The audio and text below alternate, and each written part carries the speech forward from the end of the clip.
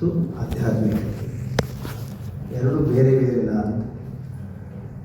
ಪ್ರಪಂಚದಲ್ಲಿದ್ದೇನೆ ಅಧ್ಯಾತ್ಮವನ್ನು ಮಾಡಬೇಕು ಮತ್ತು ಅಧ್ಯಾತ್ಮ ಇರೋದೇ ಪ್ರಪಂಚದಿಂದ ದಾಟೋ ಸಲುವಾಗಿ. ಅದರಿಂದ ಪ್ರಪಂಚ ಬಿಟ್ಟು ಅದನ್ನು ಆಧ್ಯಾತ್ಮಿಕತೆಯನ್ನು ಸಪ್ರೇಟಾಗಿ ಮಾಡೋದಂತಿಲ್ಲ ಅಲ್ವಾ.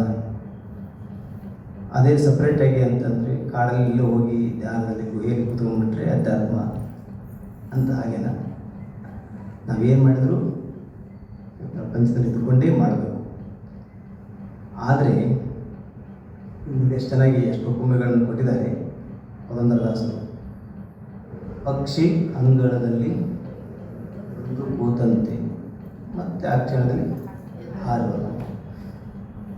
ಡಿಟ್ಯಾಚ್ಮೆಂಟ್ ಅದ್ರ ಬಗ್ಗೆ ಎಲ್ಲ ಒಳ್ಳೊಳ್ಳೆಯ ಉಪಮೆಗಳನ್ನು ಕೊಟ್ಟಿದ್ದಾರೆ. ನಾನಾ ಪರಿಯಲ್ಲಿ ಸಂತೆ ನೆರೆದಂತೆ ಮತ್ತು ಅವ್ರ ದಾರಿಯಲ್ಲಿ ಹಿಡ್ಕೊಂಡು ಅವ್ರು ಹೋಗೋದಾಗಿ ಸಂತೆ ಮಾಡೋದು ಹೋಗುವುದು. ಮಕ್ಕಳು ಆಡಿ ಮನೆ ಕಟ್ಟಿದಂತೆ. ಮಕ್ಕಳು ಆಟಲ್ಲ ಮನೆ ಕಟ್ತಾರೆ ಮತ್ತು ಆಟ ಸಾಕಂತಂದರೆ ಎಳೆದು ಹೋಗ್ಬಿಡ್ತಾರೆ. ವಸತಿಕಾರನು ವಸತಿ ಕಂಡಂತೆ. ಎಲ್ಲೋ ದಾರಿ ಹೋಗ ಮೊದಲು ದಾರಿಗಳಲ್ಲಿ ಯಾತ್ರೆ ಎಲ್ಲೆಲ್ಲ ಹೋಗ್ತಿರ್ತಿದ್ದಲ್ಲ, ಎಲ್ಲೋ ವಸತಿ ಸಂಜೆ ಕತ್ಲಾಗಿರೋದು ಅಲ್ಲಿ ವಾಸ್ತವ್ಯ ಮಾಡೋದು ಹೋಗೋದು. ಇಲ್ಲ ವಾಸ್ತವ್ಯ ಮಾಡೋಕ್ಕೆ ನಾನು ಯಾರು ಕೊಟ್ಟಿದ್ದಾರೆ ಜಾಗ ಅಂದರೆ ಇದು ನಂದೇ ಅಂತ ಕೂತ್ಕೊಳ್ಳೋಕ್ಕಿಲ್ಲ, ಅವನು ಮತ್ತೆ ಹೋಗಬೇಕು ಹಾಗೆ. ಆದ್ದರಿಂದ ಕೊನೆಗೆ ನೋಡಿ, ಸಂಸಾರ ಪಾಶವ ಇಷ್ಟೆಲ್ಲ ಇದೆ, ಉಪಮೆಗಳಿದ್ದಾವೆ, ಬಿಡಿಸೋಕ್ಕಿದೆ, ಅಂತ ನಮ್ಮ ಮನಸ್ಥಿತಿ ಹಂಗೆ ಇರಬೇಕು ಅಂತಿದೆ. ಆದರೂ ಆಗಲ್ಲ ಅನ್ನೋದು ಪುರಂದರದಾಸರಿಗೆ ಗೊತ್ತಿದೆ. ಅದಕ್ಕೆ ಏನು ಹೇಳಿದ್ದಾರೆ, ಸಂಸಾರ ಪಾಶವ ನೀನೇ ಬಿಡಿಸ್ಬೇಕು ಹೊರತು ಅದು ಬಿಡುವಂಥದ್ದಲ್ಲ ಅಂತ. ಎಷ್ಟು ಕಷ್ಟ ಇದೆ ಅಂತ ಬಸವಣ್ಣನವರು ಒಂದು ಕಡೆ ಹೇಳ್ತಾರೆ. ನಿಮಗೆ ಕೂಡಲ ಸಂಗಮದೇವಿ ನೀನು ಒಂದು ಸಾರಿ ಸಂಸಾರಕ್ಕೆ ಬಾ ಇಲ್ಲಿ, ಅವಾಗ ಗೊತ್ತಾಗುತ್ತಿದ್ದದ್ದು ಏನು ಅಂತ ದೇವರಿಗೆ ಹೇಳ್ತಾರೆ. ಸಂಸಾರ ಪಾಶವ ನೀನೇ ಬಿಡಿಸಯ್ಯ ಕಂಸಾರಿ.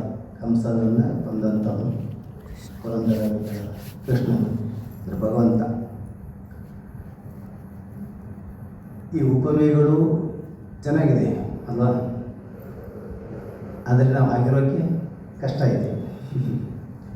ಅಷ್ಟು ಸುಲಭವಾಗಿ ಬಿಡಿಸ್ಕೊಳ್ಳೋಕ್ಕೆ ಆಗಲ್ಲ, ಬಿಡುವುದಿಲ್ಲ ಪ್ರಪಂಚ.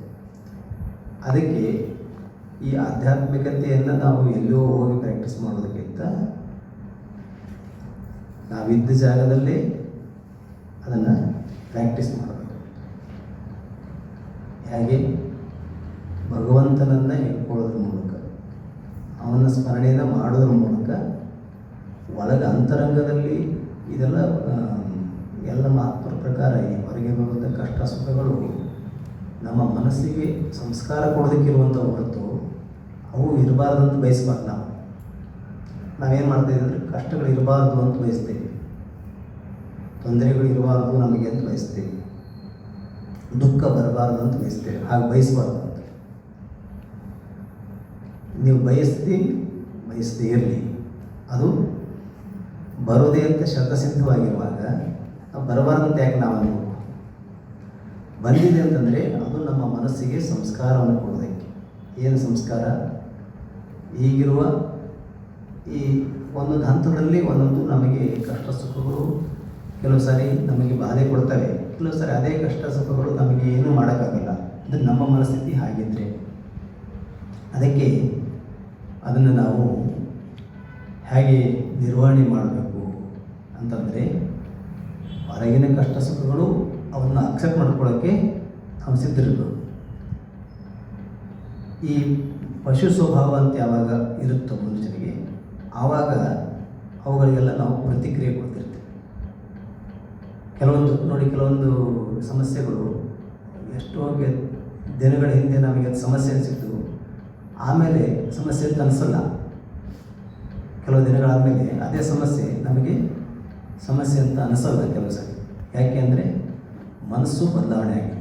ಮನಸ್ಸು ಕೆಳ ಹಂತದಿಂದ ಮೇಲ್ ಹಂತಕ್ಕೆ ಬಂದಿದೆ ಅಂತ. ಅದಕ್ಕೆ ಪಶುತ್ವದಿಂದ ಮನುಷ್ಯತ್ವಕ್ಕೆ ಬರೋದು.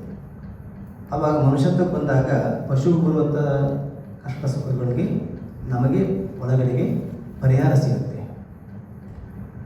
ಮನುಷ್ಯತ್ವದಿಂದ ದೈವತ್ವಕ್ಕೆ ಮನಸ್ಸನ್ನು ಉನ್ನತೀಕರಿಸಿಕೊಂಡಾಗ ಮನುಷ್ಯರಿಗೆ ಆಗಿ ಬರತಕ್ಕಂಥ ಸುಖ ದುಃಖಗಳು ನಮಗೆ ಆವಾಗ ಬಾಧೆಯನ್ನು ಕೊಡುವುದಿಲ್ಲ. ದೈವತ್ವಕ್ಕೆ ಏರಿಸಿಕೊಳ್ಳೋದಂತಂದರೆ ದೈವತ್ವದ ಚಿಂತನೆಯನ್ನು ನಾವು ಯಾವಾಗಲೂ ಮಾಡ್ತಾ ಇರಬೇಕು. ಯಾವಾಗಲೂ ಮಾಡ್ತಾ ಇದ್ದರೆ ಈ ಸುಖ ದುಃಖಗಳು ನಮಗೆ ಅವಾಗ ಎಷ್ಟು ಯಾರು ನೀವೆಲ್ಲ ತುಕಾರಾಮರ ಜೀವನ ಚರಿತ್ರೆಲ್ಲ ಕೇಳಿದ್ದೀರ, ಓದಿದ್ದೀರ? ತುಕಾರಾಮರಾಗಲಿ ಯಾರೇ ಸಂತರು ಎಷ್ಟು ಕಷ್ಟಗಳಲ್ಲಿದ್ದರು, ಆದರೆ ಆನಂದವಾಗೇ ಇದ್ದರು. ಶಿವಾಜಿ ಮಹಾರಾಜರು ಅಷ್ಟು ಕಷ್ಟದಲ್ಲಿ ಬಡತನದಲ್ಲಿದ್ದಾರೋ ತುಕಾರಾಮ್ ಮಹಾರಾಜರು. ಶಿವಾಜಿ ಮಹಾರಾಜನೇ ಅವರ ಶಿಷ್ಯನಾಗಿ ಬಂದಿದ್ದಾನೆ. ಒಂದು ರಾಜ್ಯವನ್ನೇ ಕೊಡೋಕೆ ಬಂದರೂ ಕೂಡ ಅವರಿಗೆ ರಾಜ್ಯ ಭಗವಂತ ಪಾಂಡುರಂಗ ವಿಠಲನ ಆನಂದದಲ್ಲಿರುವವನಿಗೆ ರಾಜ್ಯದ ಸುಖ ಅನ್ನೋದು ಭಾಳ ಯಕಶ್ಚಿತ್ ಅಂತ ಕಾಣಿಸುತ್ತೆ ಅಲ್ವಾ? ಅಂದರೆ ಮನಸ್ಸು ಅವರಿಗೆ ದೈವತ್ವಕ್ಕೆ ಏರಿದ್ದಕ್ಕೆ ಏನಾಗಿದೆ, ರಾಜ್ಯನಾಗುವುದೂ ಕೂಡ ಅಥವಾ ರಾಜ್ಯದ ಸುಖವೂ ಕೂಡ ಒಂದು ಯಕಶ್ಚಿತ್, ಅದರಲ್ಲೇನು ಅಂತ ಅವರಿಗೇನು ಅನಿಸೋದಿಲ್ಲ. ಆದರೆ ಅದೇ ಕೆಳಮಟ್ಟದಲ್ಲಿದ್ದ ಸೇವಕರಿಗೆ ಅನಿಸಿರ್ತದೆ ರಾಜ ಅಷ್ಟು ಆರಾಮಾಗಿದ್ದಾನೆ ಅಂತ. ಅಲ್ಲಿರೋ ಕೂಲಿಯವರಿಗೆ ಮತ್ತು ರಾಜ್ಯದ ಪ್ರಜೆಗಳಿಗೆ ಬೇರೆಯವರಿಗೆ ಏನು ಅನಿಸುತ್ತೆ, ರಾಜ ಭಾಳ ಸುಖವಾಗಿದ್ದಾನೆ ಅಂತ. ಆದರೆ ತುಕಾರಾಮರಿಗೆ ಅನಿಸುತ್ತೆ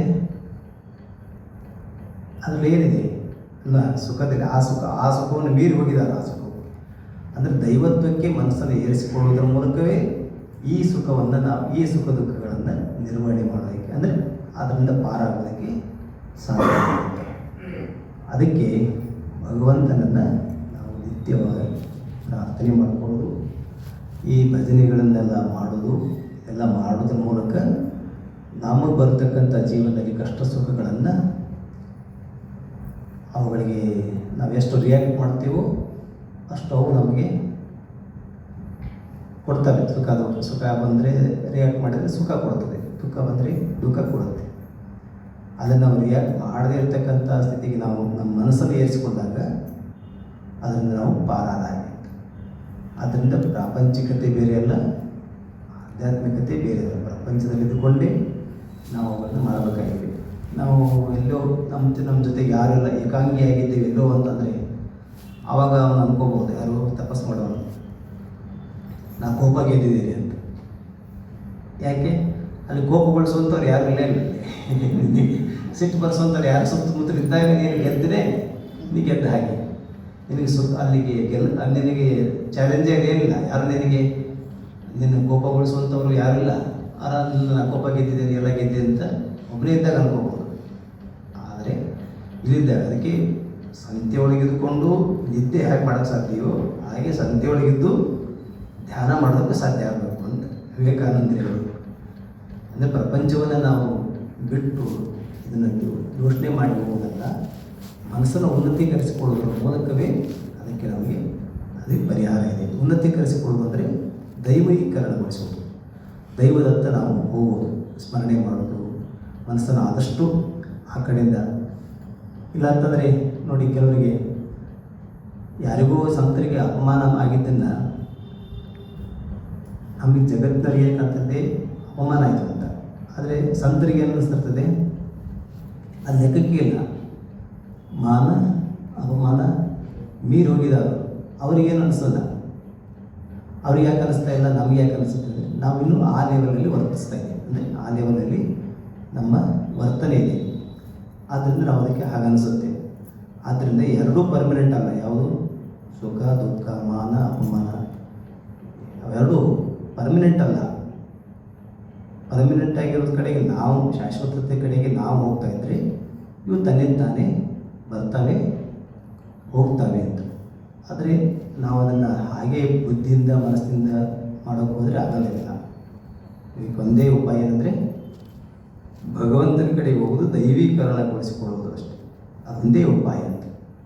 ಅದಕ್ಕೆ ಪ್ರಾಪಂಚಿಕತೆ ಬಲೆಯಿಂದ ಆಧ್ಯಾತ್ಮಿಕತೆಯೆಡೆಗೆ ಅಂತ ಒಂದು ಪುಟ್ಟ ಪುಸ್ತಕ ಬರೆದ ಪುರುಷೋತ್ತಮಾಂಜಿಗಳು, ಒಂದು ಆರ್ಟಿಕಲ್ ಅದು.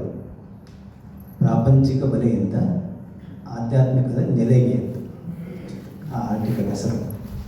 ಇದ್ದೂ ಕೂಡ ಹೇಗೆ ಮಾಡ್ಬೋದು ಅದಕ್ಕೆ ಈ ಕಾಮ ಕ್ರೋಧಾದಿಗಳು ಇವೆಲ್ಲ ಶತ್ರುಗಳನ್ನು ಭಾವಿಸ್ತಾರೆ. ಆದರೆ ಪುರುಷೋತ್ತಮಜಿ ಬರ್ತಾರೆ, ಶತ್ರುಗಳಲ್ಲ, ಅವು ಶಕ್ತಿಗಳು ಅಂತ. ಅವನ್ನ ಉಪಯೋಗಿಸ್ಕೊಂಡಂಗೆ ಕಾಮಕ್ರೋಧಾದಿಗಳನ್ನು ನಾವು ಶತ್ರುಗಳಂತ ಭಾವಿಸಬೇಕಾಗಿಲ್ಲ. ಅವು ಶಕ್ತಿಗಳು, ಅವುಗಳನ್ನು ಬಳಸಿಕೊಂಡೇ ನಮ್ಮ ಆತ್ಮೋದ್ಧಾರವನ್ನು ಮಾಡ್ಕೋಬೋದು ಅಂತ ಒಂದು ಚಿಕ್ಕ ಪುಸ್ತಕ ಇದೆ. ಅಂದರೆ ಅವೆಲ್ಲ ನೋಡಿ ಸಂತರು ಅವನ್ನೆಲ್ಲ ಹೇಗೆ ಅವರು ಇದೇ ಜಗತ್ತಿನಲ್ಲಿ ಬದುಕಿದವ್ರು ತಾನೆ, ನಿಮ್ಮಂತರಿಗೆ ಇದ್ದಂಥವ್ರು. ಆದರೆ ಅದನ್ನು ಮೀರಿ ಹೋಗೋದಕ್ಕೆ ಅವ್ರಿಗೆ ಗೊತ್ತಿತ್ತು ಅಂತ ಅದನ್ನೇ ನಮಗೂ ಹೇಳಿಕೊಟ್ಟಿದ್ದಾರೆ. ನೀವು ಕೂಡ ಹೀಗೆ ಮೀರಿ ಹೋಗಬಹುದು ಅಂತ. ಹೀಗೆ ಅವನ್ನೆಲ್ಲ ತಿಳ್ಕೊಂಡು ಇಷ್ಟೊತ್ತು ಹೇಳಿದಂಥ ಹಾಡುಗಳ ಸಾರಾಂಶ ಏನಂದರೆ, ಭಗವಂತನನ್ನು ಸ್ಮರಣೆ ಮಾಡ್ತಾ ಮಾಡ್ತಾ ಈ ಭವಸಾಗರವನ್ನು ಭವಾನಿ ಅನ್ನುತ್ತ ಭವದಾರಿ ಭವಾನಿ ಅಂತ ಸ್ಮರಣೆ ಮಾಡ್ಕೊಳ್ತಾ ಈ ಭವವನ್ನು ದಾಟಬಹುದು.